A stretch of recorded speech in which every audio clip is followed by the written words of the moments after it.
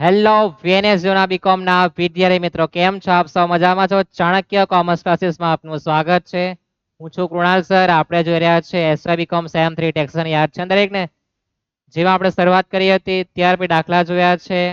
હવે આપણે એન્ટિક દાખલાઓ પણ જોવાના છે. કલમ 54 ઈસી, કલમ 54 ઈ ક્યારે ઉપયોગમાં આવે એ પણ આપણે જોવું છે. શેર ની વાજબી કિંમત, બજાર કિંમત, ખરીદ કિંમત, પેલા સ્ટેપ ગણવાની યાદ છે ને, મૂળ પડતર વાળું, એ પણ આપણે જોવાઈ ગયું છે. હવે આપણે અગાઉ જે પણ દાખલા આવતા હોય તે આપણે જોવાના છે. આપણો દાખલો રસ્તામાં આવતો હતો આ ઉદાહરણ નંબર 19. શેર અંગેની માહિતી આપી છે. રકમ તમારે વાંચવાની મહત્વની છે. દાખલો 14 માર્કમાં એક 100% આવશે. 14 માર્કમાં 7 માર્કમાં એક દાખલો હશે જ, અને હું જે ગણાવું એના સિવાય એક દાખલો તો હશે જ. હું જે ગણાવ એમાંથી એક દાખલો તો રહેવાનો છે, એના સિવાય એક દાખલો કયો પૂછે ખબર નહીં. ને 14 માર્કમાં પૂછે તો અમારી બધું ભેગું થઈને પૂછવાના છે. એક એક વસ્તુ ઉચકી ઉચકીને લાવવાના છે. એટલે ખાસ લેક્ચર બધા પૂરા કરવા પછી પેપર આપીને આવો, અને હું જ્યારે કેમ કે ભાઈ જે દાખલો ગણાવેલો તમે આ લેક્ચરમાં એ જ રકમ સહિત આવ્યો, ત્યાં તમને તમારું મન દુઃખ બિલકુલ થવું જોઈએ નહીં. હવે થોડી વાત કરીએ આપણે રકમ તમારે વાંચવાનું. આપણે થોડી વાત કરીએ દિવાળી તહેવારની. દિવાળીનો જે તહેવાર આવે એમાં લોકો ખરીદી પુષ્કળ પ્રમાણમાં કરે. દરેકને ખબર છે ને? રકમ છે ને વંચાતી? ની વંચાય વચ્ચે લઈ લઈએ આપણે, તમે વાંચો એને. રકમ તમને વંચાવી છે પછી આપણે સાઈડ પર મોકલી આપીએ. તો દિવાળીના તહેવારમાં લોકો પુષ્કળ પ્રમાણમાં ખરીદી કરે છે. અને ખરીદી કરે પછી તમે કોઈ વસ્તુ લાવો તમારા ઘરે, અને આજુબાજુમાંથી ઘણા બધા વસ્તુ તમને પૂછવા આવે, વસ્તુ નવી જોઈ ને એટલે પહેલા જ પ્રશ્ન પૂછે કેટલામાં લાવ્યો. તારે શું કામ છે? નવી વસ્તુ લાવ્યો એના માટે એને શુભકામના પાઠવી દે, બહુ થઈ ગઈ. પછી તું કિંમત પૂછે એટલે એવું થાય કે તું એની ઓકાત પૂછે, તારી ઓકાત કેટલી છે વસ્તુ લેવાની. આ બહુ ખરાબ સ્થિતિ કહેવાય. હવે આપણો સંસ્કાર બિલકુલ નથી આવતું, પણ આપણે અહીંયા ઘણા બધા એવા જોવા મળે કે તમે કોઈ પણ નવી વસ્તુ લે એટલે તાત્કાલિક પૂછે કેટલામાં લાવ્યો. તારે લેવાની છે, લેવાનું તને લઈ જાઉં, બધું ભાવતાલ નહીં પૂછ્યા કરે. લોકો ઓકાત માપવા આવે. તો આ રકમ છે. દિવાળી તહેવારમાં ઘણું બધું જોવા તમને મળવાનું જ છે. ઓકાત તો તમારી પણ ઓકાત સારી હોવી જોઈએ. 14 માંથી 14 માર્ક લાવવા જોઈએ. બરાબર છે? દરેક વ્યક્તિ જે કમાઈને પોતાની ઈચ્છા પ્રમાણે સગવડ પ્રમાણે બધું લાવવાનો છે. બસ તમારે કાં બધું કે લૂંટાઈ જવાનું છે. વસ્તુ સારી છે. હવે ગાડી લઈને આવે તો ગાડીમાં કન્ડિશન પૂછ કેવી છે, સીધી કિંમત પૂછે કેટલામાં લાવ્યો. તારા બાપનું શું લૂંટાઈ જતું છે એમાં. વાંચો ઉદાહરણ નંબર 19. નિયતિ. તમારી બી નિયતિ લખાઈ ગઈ છે પેપર તમારા ટેક્સરનું. કઈ તારીખે 12 કે 13? જરાક જોવો ટાઈમ ટેબલ, મને ખબર નથી. 11 કોસ્ટિંગ છે એટલું મેં જોયું છે, ટેક્સરનું જોવાનું બાકી જ છે. એના પછી આવવાનું છે એ પણ ખબર છે મને. 2 મહિના પહેલાનું ટાઈમ ટેબલ આવી ગયું ખબર છે ને, ઓગસ્ટ મહિનાનું, ત્યારે જોયેલું છે, પછી જોવાનું બાકી જ છે. તો આપણને શેર બજાર નોંધાયેલા શેરો આપેલા છે, બિન નોંધાયેલા શેર આપેલા છે, શેર બજારમાં બિન નોંધાયેલા ડિબેન્ચર છે, ને 100 નું તને મારા પર ભરોસો. બાકીને તમે જણાવો. 4 વસ્તુ આપણને આપેલું છે. નાણાકીય વર્ષ 24-25 નો સૂચકાંક 363. કેટલા? 363. 15/8/24 ના રોજ નોંધાયેલા શેર ખાઈ ગયા છે, ડિબેન્ચર ટ્રાન્સફર કર્યા છે એવું કીધું છે. સિક્યુરિટી ટ્રાન્સફર ટેક્સ STT ચૂકવવાપાત્ર છે. 15/8/24 લિસ્ટેડ થયેલા શેરનું વેચાણ અને તેની બજાર કિંમત આટલા રૂપિયા આપી છે. કેટલું? 10,83,600. રકમ જોવાઈ ગઈ. આપણે શું ગણવાનું છે? મૂડી નફો દર્શાવતું કુલ કરપાત્ર આવક દર્શાવતું પત્રક બનાવવાનું છે. આપણે એને થોડું સાઈડ પર ધક્કો મારી દઈએ. ભાઈ તો એક સાઈડ પર થઈ જા, જો એટલું તું દેખાશે, બરાબર ને? તો તમારે જે પત્રક બનાવવાનું છે, કેવું પત્રક બનાવવાનું?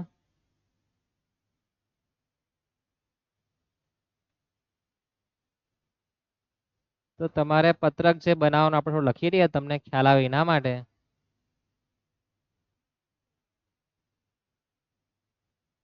ઘણી વખત ભૂલી જાય તમારા જેવા ખાસ હોશિયાર વિદ્યાર્થીઓ આ બાજુ લખવાનું છે. આ છે ને નાણાકીય વર્ષ 2024-25, અહીંયા તમારો આકારણી વર્ષ 2025-26, અને એ લખવાનું છે મૂડી નફો દર્શાવતું પત્રક.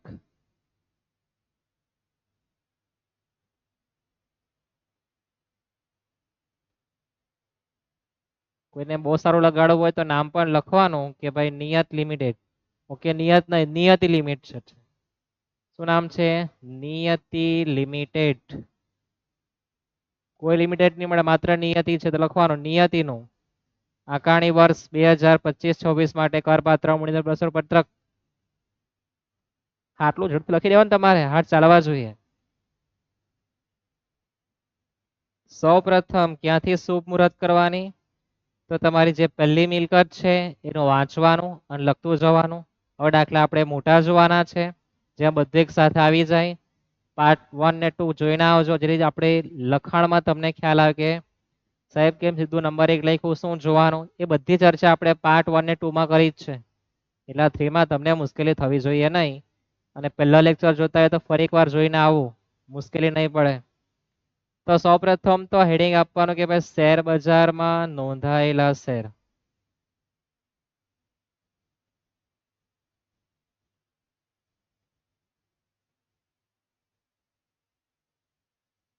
વેચાણની ઉપજ પહેલા લખવી. કેટલા રૂપિયા ઉપજ છે? તો તમે રકમ વાંચી જ છે. કેટલી છે? 11,17,900.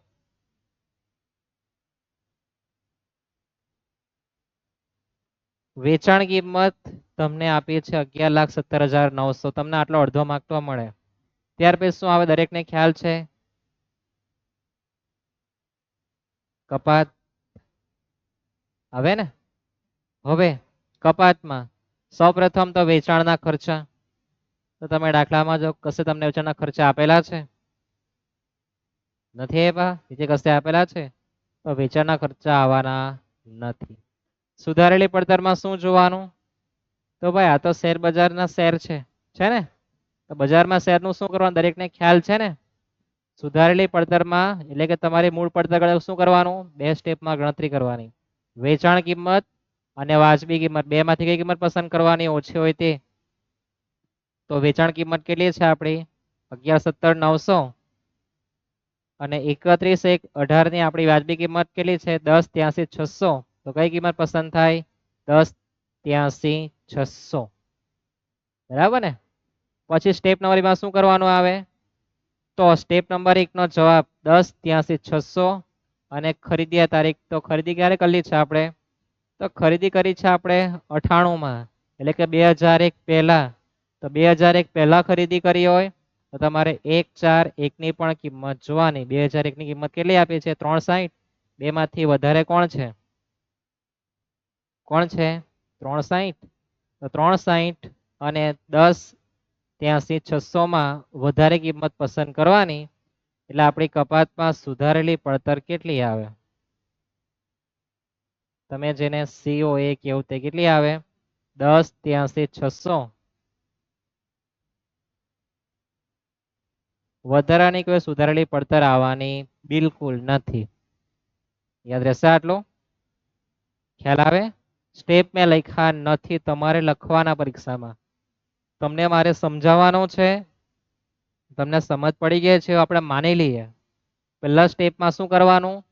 વેચાણ કિંમત અને વાજબી કિંમત બે માંથી ઓછી પસંદ કરવાનું. આવી ગયા આપણા જવાબ આ 10,83,600.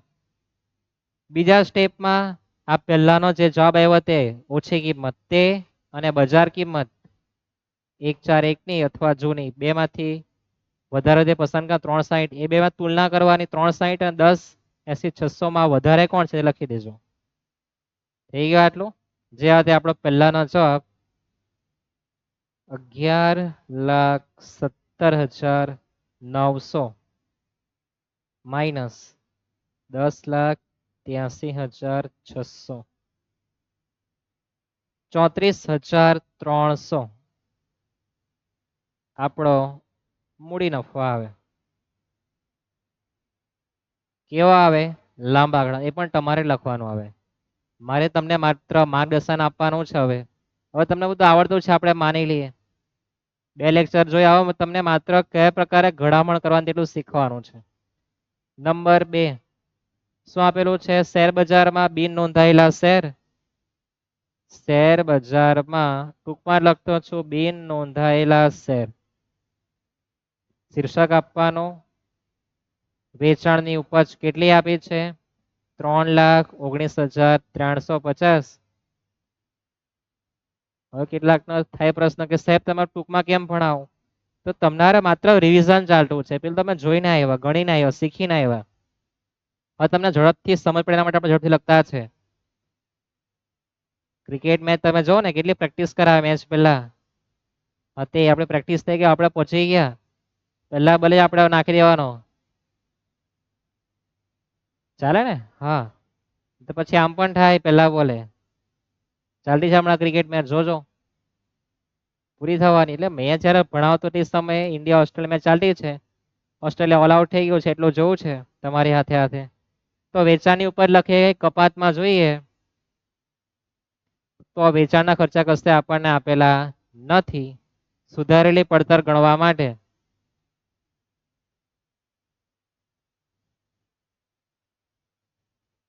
મારે ખરીદ્યા તારીખ જોવાની. તો ખરીદ્યા તારીખ છે 26/4/11, 26/4/11.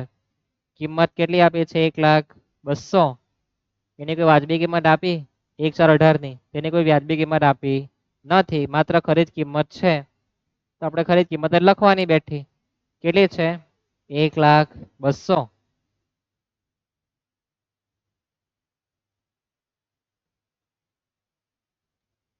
કઈ આપે તો લખવા જામ ને. વેચાણ કિંમત ને વાજબી બે માંથી ઓછી પસંદ કરવાની. ઓછો એટલે વાજબી કિંમત નથી આપી, 0.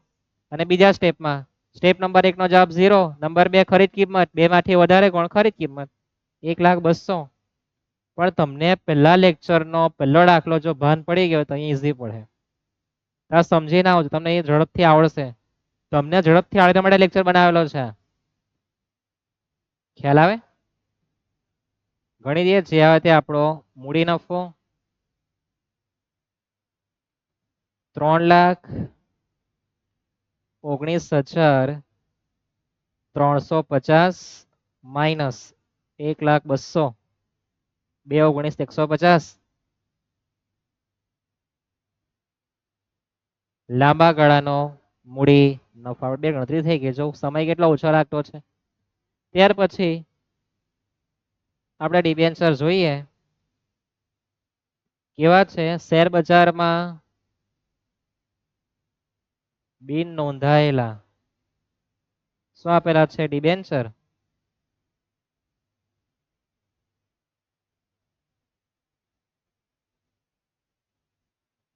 શેર બજારમાં બિન નોંધાયેલા ડિબેન્ચર. હવે તમારે થોડું યાદ રાખવાનું છે કે ડિબેન્ચર ની માહિતી આપી ત્યારે શું યાદ રાખવાનું. લેક્ચર એટલે પૂરેપૂરો જોવો હો, પછી તમે રસ્તામાં બંધ કરી જતા રહ્યો તો તમને ખબર પડવાની બિલકુલ નથી. ડિબેન્ચર તો ડિબેન્ચરમાં લખી મૂકજો નોટમાં કે સરકારી ડિબેન્ચર હોય. અહીંયા ઉલ્લેખ કે સરકારી ડિબેન્ચર છે તેમાં સુધારેલી પડતર ગણવા જવાનું. અને સરકારી ડિબેન્ચર નહીં હોય તો સુધારેલી પડતરમાં સીધી જ ખરીદ કિંમત લખવી. આ હાસ્યમાં સારા અક્ષરથી લખી મૂકવો. પરીક્ષામાં આવો એક ટોપિક આવવાનો જ છે. સરકારી ડિબેન્ચર નો ઉલ્લેખ હોય તો ગણતરી કરવાની, તો સીધી ખરીદ કિંમત લખવી. લખી મૂકશો. વેચાણની ઉપજ જોઈએ તો ડિબેન્ચરની વેચાણની ઉપજ કેટલી છે? 3,90,000. કપાતમાં જોઈએ તો સુધારેલી પડતરમાં તમારે સીધી શું લખવાની? ખરીદ કિંમત. કેમ લખવાની? સરકારી ડિબેન્ચર નથી એટલે ખરીદ કિંમત કેટલી છે? 2,13,000. 390 માઇનસ 213 કરી દઈએ આપણે.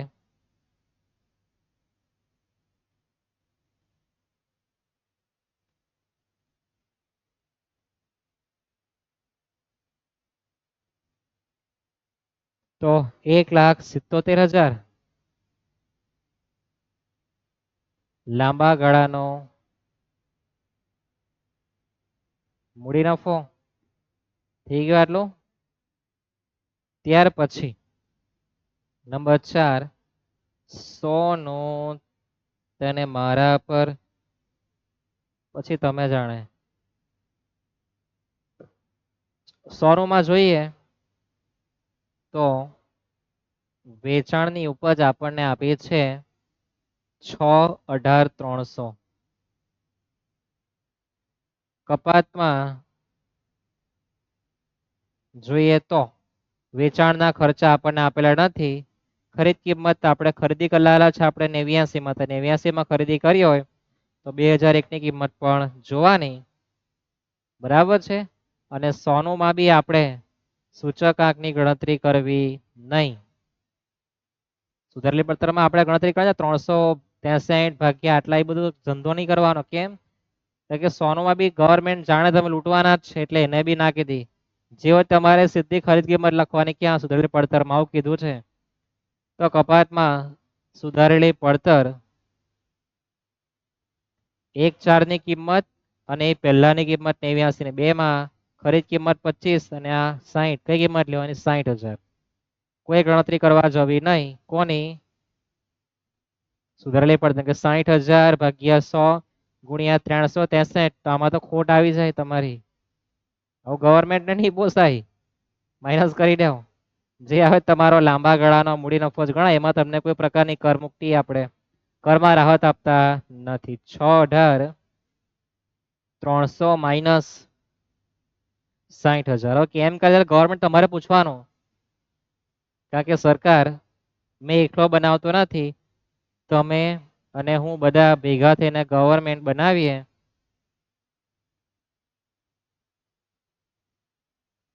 એટલે આપણે બધા ભેગા થઈને પૂછવા જવું પડે, મારાથી એકલા ચાલતું નથી. કરી દો સરવાળો. તો આપણો જે પહેલો જવાબ જે છે તે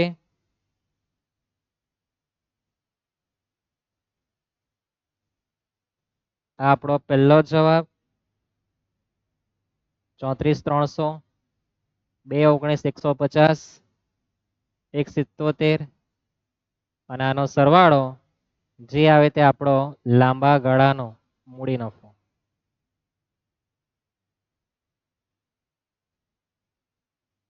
શું જે આવે તે લાંબા ગાળાનો મૂડી નફો 5,58,300 પ્લસ 1,77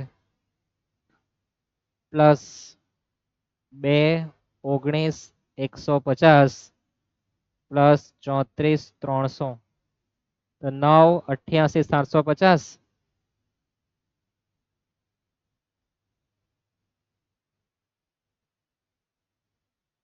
9,88,750. હવે એક તો નિયમ છે કે ભાઈ શેરવાળામાં કે ભાઈ એસટીને પાત્ર હોય તો 1,25,000 ઓછો નફો હોય તો એને આપણે કર મુક્તિમાં રાહત આપેલો છે. ભાઈ એમાં કર તમારે ભરવો નહીં પડે એમ કે. આ બધા નિયમ છે. પણ આપણે આટલા મૂડી નફા મારે તો ગણવાનું છે, મારે કેટલો વેરો ભરવા જવાની જરૂર નથી. બરાબર છે. મારે તો ખાલી ગણી આપો કેટલો થતો છે. પણ આ બધા નિયમ છે. જો તમે આગળ ભણવાનો હોય આ વસ્તુમાં, તમારે આગળ જોવા જવાનું. જોઈએ આપણે લેક્ચર 1 મિનિટનો બ્રેક રાખીએ.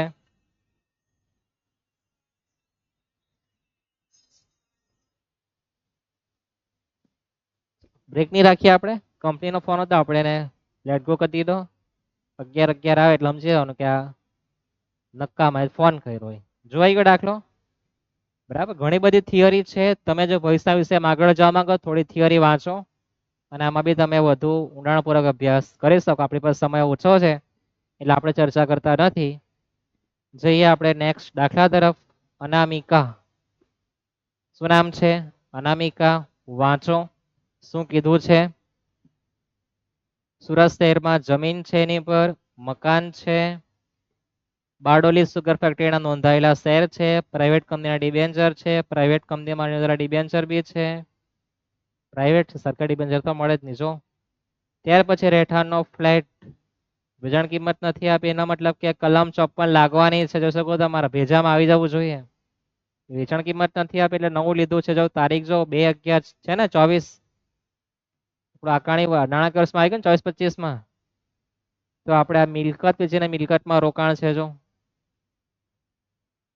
રહેઠાણનો ફ્લેટ સિવાય તમામ મિલકત 1/11 વેચેલી છે. જામીનગીરી અશ્વિન પાત્ર થયેલી છે. સૂચક આપણને આપેલો છે. ઉપર વાંચો. કરપાત્ર મૂડી નફાને અને કલમ 54F હેઠળ કર મુક્તિ આપો. કલમ 54F છે બાકી ને? હા બાકી છે. ધીરજ રાખજો, કલમ 54F શીખવાના છે.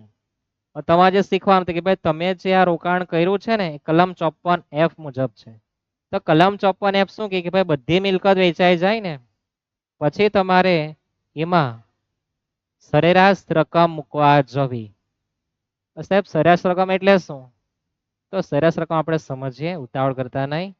ટૂંકમાં આપણે જમીન મકાન વેચીને આપણે સીધું મકાન રોકાણ કરતા તે ધંધો નથી કરવાનો, આવું કહેવા માંગીએ.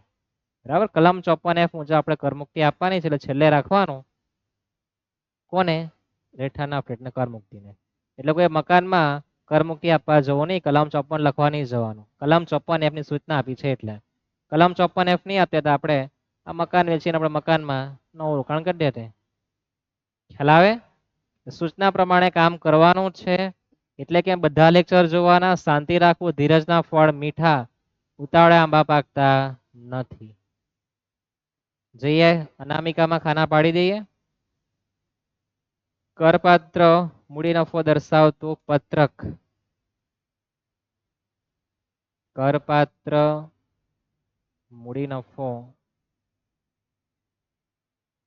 દર્શાવતું પત્રક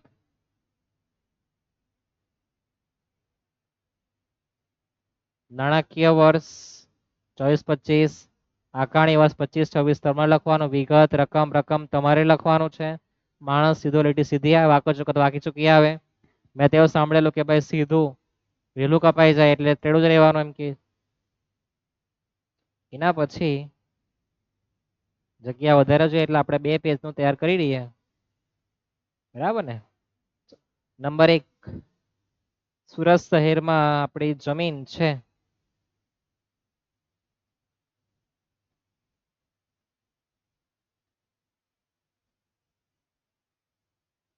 સુરત શહેરમાં જમીન શું લખવાનું? પહેલા તો વેચાણની ઉપજ કેટલી આપી છે? 6,64,000.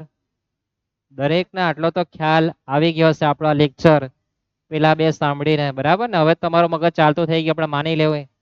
આટલું તમારું ભેજું કેવું છે? સ્થિર સ્થિર છે ને? સ્થિર સ્ટ્રેટ લાઈનમાં ચાલે દેવું. હા એની વાત કરીએ. ત્યાર પછી કપાત. તો પહેલા જોઈએ આપણે વેચાણના ખર્ચા. તો વેચાણના ખર્ચા આપણને 750 રૂપિયા આપેલા છે. સુધારેલી પડતર મારે ગણવાની. કેવી રીતના ગણવી? તો ખરીદ કિંમત જો અને ખરીદ્યા તારીખ જો 1/1/2 છે, 2001 પછી છે એટલે બહુ માથાકૂટ નહીં આવે. ખરીદ કિંમત આપણને આપી છે 1 લાખ ગુણ્યા 363 ભાગ્યા 1/1/2 એટલે આપણે વર્ષ કયું કહેવાય? 2000. તો દેખાય નહીં પાછું. કયું વર્ષ કહેવાય? 2001-2 જ કહેવાય ને? હા. તો સૂચક આંક કેટલો આવે? 100 જ આવે. ચાલો 0 કાઢી નાખવાનું. 0 કાઢી નાખીએ એટલે 363 એટલે 3,63,000 તમારી સુધારેલી પડતર. વધારે કોઈ ખર્ચો કરેલો નથી. બાર કુલ કપાત જવાની કેટલી? 3,63,750. 3,63,750 માઇનસ કરી દેજો. કેટલામાંથી? 664.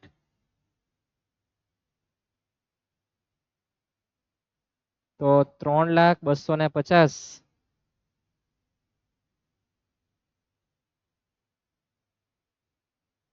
આટલા રૂપિયા તમારો લાંબા ગાળાનો મૂડી નફો શું આવે? લાંબા ગાળાનો મૂડી નફો. હવે તમે 14 માર્ક આમ કહેશો કે હવે 14 માર્ક મારા હાથમાં જ છે, હવે તો અમે દમ લગાગે થાય ને? હા. ત્યાર પછી આપણને મકાન આપેલું છે. મકાનની વેચાણની ઉપજ જોઈએ. તો ઉપજ આપણને આપેલી છે 15,67,145. 15,67,145 તમને આપેલી છે ગુજરાતીમાં, આપણે લખવાનું છે બધું અંગ્રેજીમાં, યાદ છે ને?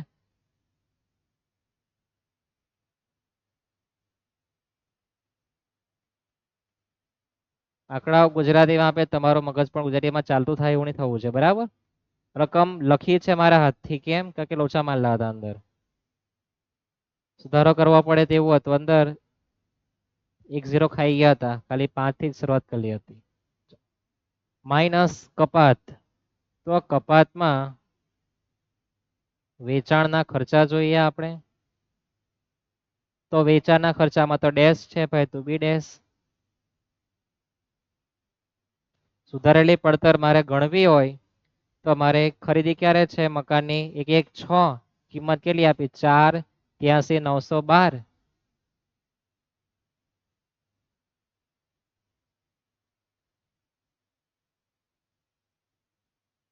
ગુણ્યા 363 રહેવાના જ છે. હવે આ ખરીદી ક્યારે છે? 5/6 છે ને, 1/1/6 તે દેખાઈને તમને પાછું બતાવવું પડે પેન બદલીને કે ભાઈ દેખ ઇધર તમાશા ચલ રહા હે. 5/6 ના કેટલા આવશે? 117. તો ભાગ્ય કેટલા કરે? 117.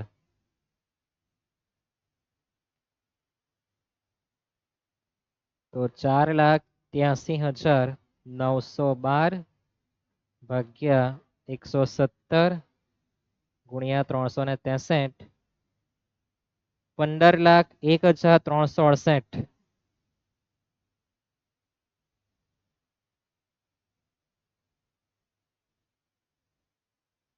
આટલા રૂપિયા તમારે માઇનસ કરી દેવાના. કેટલા? 15,01,368 એમ કે માઇનસ કરી દે. 15,67,145 માઇનસ 15,01,368, તો 65,777 તમારો લાંબા ગાળાનો મૂડી નફો આવે.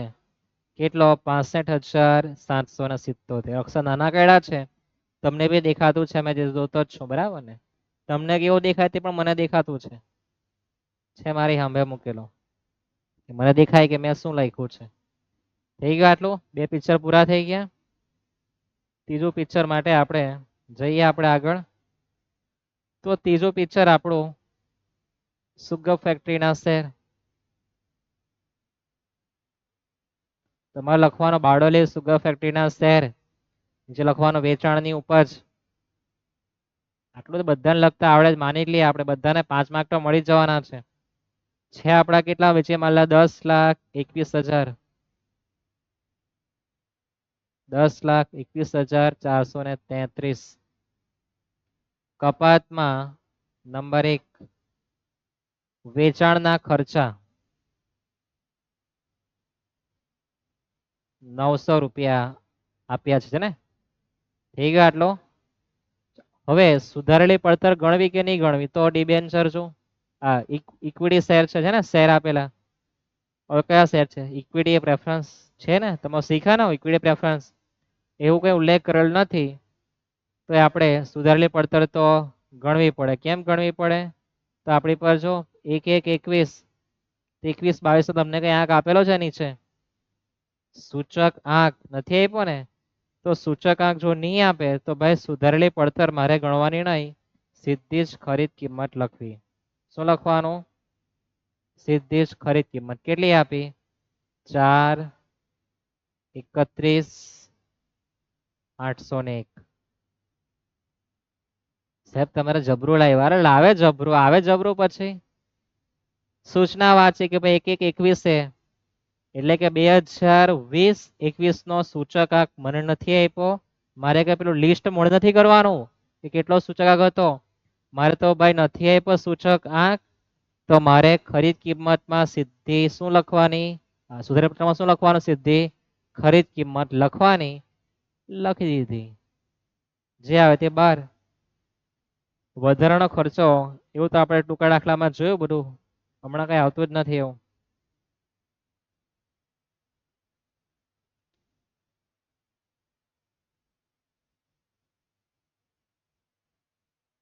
4,32,701, 10,21,433, એમાંથી માઇનસ કરી દઉં 4,32,701, તો 5,88,732 લાંબા ગાળાનો મૂડી નફો. કેટલો ઈઝી વસ્તુ છે જો. 14 માર્કમાં હું જ તમને પૂછવાના છે, પણ તમે જોઈને બિલકુલ ગભરાતા નહીં. બરાબર ને. નંબર 4, ડિબેન્ચર છે. ડિબેન્ચર જેવો હોય તેવો, સરકારી નથી ને પ્રાઇવેટ છે. તો પ્રાઇવેટ કંપનીમાં નોંધાયેલા ડિબેન્ચર. ડિબેન્ચર્સ. તો ભાઈ પ્રાઇવેટ કંપની નો હોય તો ડિબેન્ચરમાં સુધારેલી પડતર નહીં ગણે. આપણા નિયમ લખાયો જ છે. સૌપ્રથમ વેચાણની ઉપજ જોઈએ. તો વેચાણની ઉપજ આપણને કેટલી? 2,27. અને કપાતમાં સુધારેલી પડતરમાં શું લખવાની? સીધી ખરીદ કિંમત 12 લખી દઈએ. 1,26,650.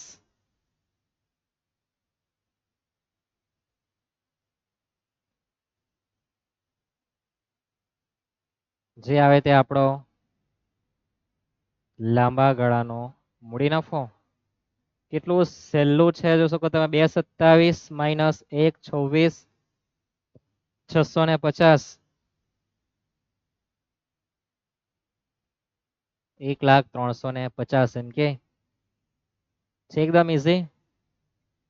ત્યાર પછી નંબર 5, પ્રાઇવેટ કંપનીના નહીં નોંધાયેલા ડિબેન્ચર. પ્રાઇવેટ કંપની લિમિટેડના બિન નોંધાયેલા ડિબેન્ચર. સરકારી ડિબેન્ચરમાં સુધારેલી પડતર ગણાય, બાકી કશે ગણાતી નથી. વેચાણની ઉપજ જોઈએ તો આપણને કેટલી આપી છે? 4,06,467. 4,06,478 છે. માઇનસ કપાતમાં વેચાણના ખર્ચા. તો વેચાણના ખર્ચા આમાં તો નથી આપ્યા, આની ઉપર 350 આપ્યા હતા. આપણા કદાચ બાકી રહી ગયા. બાકી રહી ગયા ને? ક્યાં રહી ગયો? ક્યાં? કપાતમાં આપણને વેચાણના ખર્ચા 350 આપેલા, જે લખવાના બાકી રહી ગયા છે. 350 વેચાણના ખર્ચા એટલે આપણો નફો માત્ર 1 લાખ જ આવે. કેટલા આવે? 1 લાખ. આટલું બાકી રહી ગયું. તો નજર હટી, દુર્ઘટના ઘટી ગઈ હતી. પણ દેખાઈ ગયો હતો કે ભાઈ 350 છે. કે બંને બાજુથી લાઈટ ચાલે ને નજર થોડી આમ કે જોવું પડે, એમાં રહી જાય. પ્રાઇવેટ કંપનીમાં નહીં નોંધાયેલા ડિબેન્ચરમાં કપાતમાં વેચાણના ખર્ચા ડેશ જ છે. સુધારેલી પડતર ગણાતી નથી. શું લખવાની? સીધી ખરીદ કિંમત 12 લખી દઈએ. 2,61,237. જે આવે તે લાંબા ગાળાનો મૂડી નફો. તો 4,06,478 માઇનસ 2,61,237 કરીએ તો 1,45,241. આટલા રૂપિયા નફો આવે. નંબર 6, સોનું. નથી ને સોનું? હા, સોનું તો ક્યાં હતું? આની પહેલા હતું, જે હવે રહ્યું નથી. બસ બધું પિક્ચર પટી ગયું. ભાઈ આવી જા, સોનું તો સાઈડ પર થઈ જા. તો આપણો કુલ કરપાત્ર લાંબા ગાળાનો મૂડી નફો કેટલો થાય તે આપણે ગણી નાખીએ. પછી કર મુક્તિ આપવા જવાની. તો ત્યારે તમારે કરપાત્ર નહીં લખવાનું. શું લખવાનું? કુલ લાંબા ગાળાનો મૂડી નફો લખવાનું. કરપાત્ર ક્યારે લખવાનું? કર મુક્તિ આપે પછી. તમારે યાદ રાખીને લખી આપ્યું તમને કે તમે આ બધા લોચા મારવાના છે. શું લખવાનું અહીંયા? લાંબા ગાળાનો મૂડી નફો. શું લખવાનું? લાંબા ગાળાનો મૂડી નફો. સરવાળા કરીએ આપણે. તો પહેલા તો આપણી સુરત શહેરમાં જમીન હતી, તેનો જવાબ 3,250,000, 65,777 પ્લસ 5,88,732 પ્લસ 1,00,000 પ્લસ 1,45,241, તો આપણો 12,00,000 રૂપિયા લાંબા ગાળાનો મૂડી નફો આવે. કેટલો આવે? 12,00,000. આવી ગયો. હવે આપણે માઇનસ કર મુક્તિ કલમ કોનસી વાલી? 54, ગર્લફ્રેન્ડ નહીં, 54F. કઈ કલમ? 54F. તો કર મુક્તિ આપણે આપીએ. તો યાદ રાખો, કલમ 54F માં કર મુક્તિ અંતે આપે ત્યારે આપણે સરેરાશ કિંમત લેવી. કઈ કિંમત લેવી? સરેરાશ. કે ભાઈ નફોથી આપણે બધાની વચ્ચે જોઈએ અને પછી વેચીએ. તો કેવી રીતના કર મુક્તિ આપી? તો આજે 12,00,000 રૂપિયા આપણો જે નફો આવેલો છે એની સામે વેચાણ કેટલું થયેલું છે તે જોવાનું. એટલે ભાગ્યા શું કરવાનું? વેચાણ કરવાનું. તે પણ કેવું? ચોખ્ખું નાઈ ધોઈને આવે તે. એટલે કે વેચાણના ખર્ચા બાદ કરીને પછી કે વેચાણ કિંમત તમને જે આપી છે એમાંથી આ વેચાણના ખર્ચા બાદ કરી દેવાનું. જે આવે તે આપણી વેચાણની ચોખ્ખી ઉપર સૂત્ર લખીએ તો મૂર્ખા કહેવાય. આપણો જે નફો થયો એની સામે વેચાણની ઉપજ કેટલી છે ગુણ્યા શું કરી દેવાનું? આપણે જે ફ્લેટમાં રોકાણ કરવાના છે કેટલું?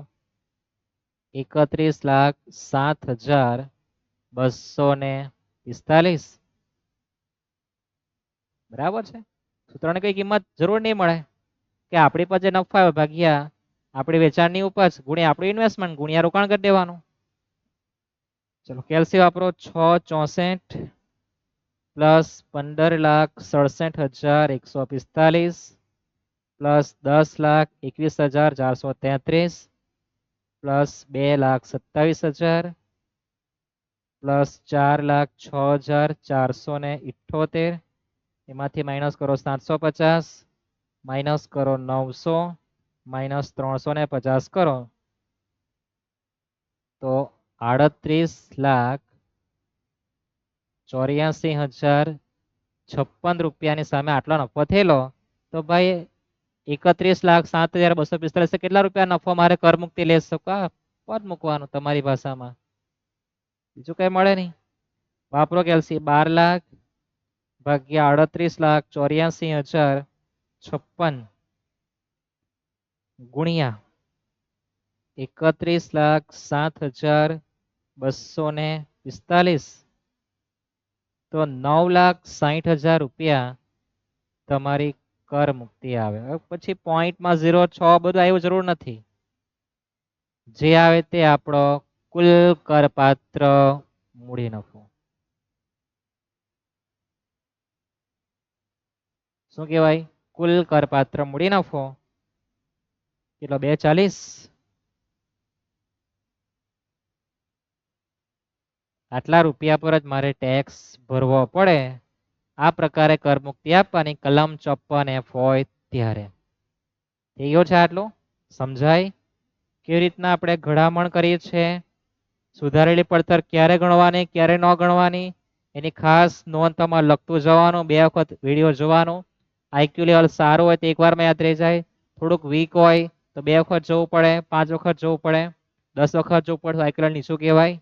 અને 100 વખત જોઈને પછી ખબર જ નહીં પડે તો તમારો વિષય નથી, છોડ દેવાનું.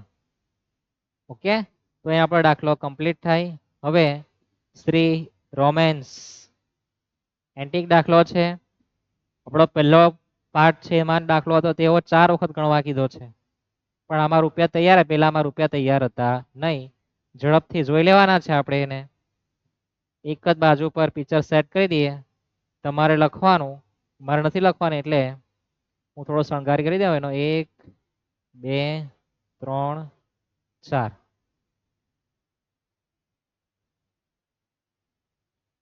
તમારે ઉપર લખવાનું મૂડી નફો દર્શાવતું પત્રક. શું લખવાનું? મૂડી નફો દર્શાવતું પત્રક. મારે વિગત રકમ તમારે લખવાની. મારે તો લખવાનું છે કે ભાઈ એ લિમિટેડના શેર છે. સૌપ્રથમ શું લખવાની? વેચાણની ઉપજ કેટલી આપી છે? 4,50,000. હવે તમે થાય કે સાહેબ તમે રકમ પણ નહીં વાંચી, કઈ નહીં બતાવ્યું. ભાઈ આ દાખલા આપણે ચર્ચા કે પહેલો દાખલો છે ગણો તેના 4 ભાઈ છે. હા, ટુકડામાં જોવાનું શીખો. ગણવાનું તો આપણે એ જ છે, મૂડીના પહોંચે ને કલમ 112 ની જોગવાઈ કે ભાઈ 1,25,000 થી ઓછા હોય તો માફ. જા બેટે, પેલું જા સિમરન જા, તેના જેવું.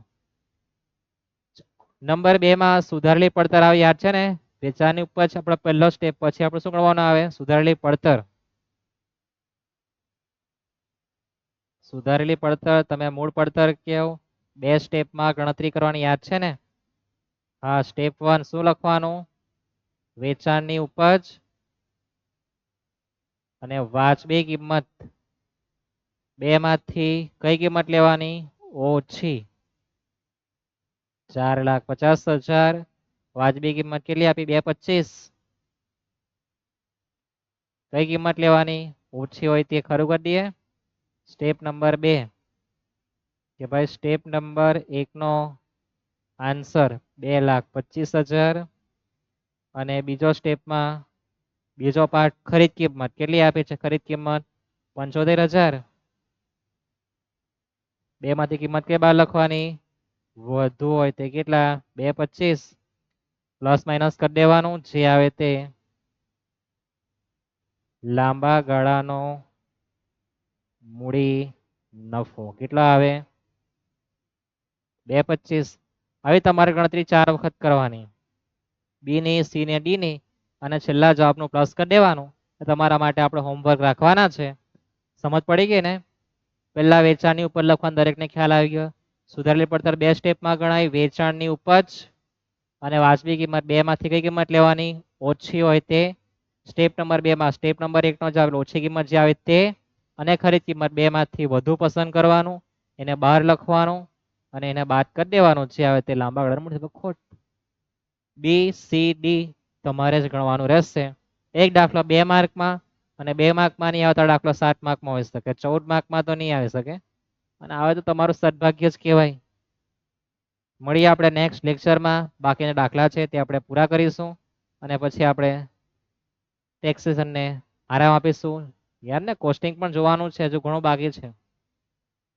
મળીએ. સીતારામ. સબસ્ક્રાઇબ કરવાનું બિલકુલ નહીં ભૂલતા. તમારા મિત્રોને મોકલી આપજો. બીજાના ભલા આપણું ભલું જ.